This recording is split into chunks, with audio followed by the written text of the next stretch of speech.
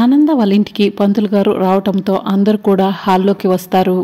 నమస్కారం అని పంతులు గారు చెప్తూ ఉంటే ఆనంద మీరు ఎవరు అని అడుగుతూ ఉంటే ఇంతలో అనన్య ఈయన మా ఇంటి పంతులు గారు అని చెప్తూ ఉంటుంది.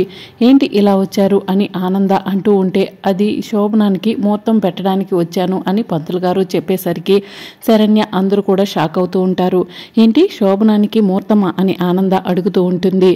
ఎవరు రమ్మని చెప్పారు అని అనేసరికి శరణ్య ఫోన్ చేసి రమ్మని చెప్పింది అని పంతులు గారు చెప్తారు. ఆ మాట విని అందరూ కూడా షాక్ అవుతూ ఉంటే దర్శన్ చాలా కోపంగా శరణ్య వైపు చూస్తూ ఉంటాడు. ఇక నేనెప్పుడు ఫోన్ చేశాను అని శరణ్య అంటూ ఉంటే నీ ఫోన్ నుంచే నాకు ఫోన్ వచ్చిందమ్మా అని పంతులు గారు తన ఫోన్లో శరణ్య నెంబర్ ఆనందకు చూపిస్తూ ఉంటాడు. శరణ్య పంతులు గారు ఫోన్ తీసుకుని ఇది నా నెంబరే కానీ నేను చేయలేదు అని అంటూ ఉంటుంది.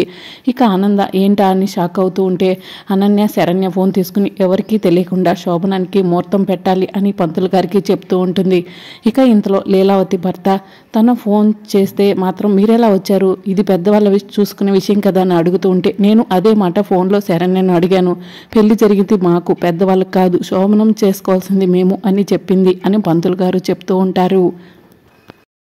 మరి రాబోయే ఎపిసోడ్లో ఏం జరుగుతుందో తెలుసుకోవాలనుకుంటున్నారా? అయితే ఛానల్ని సబ్స్క్రైబ్ చేసుకోండి.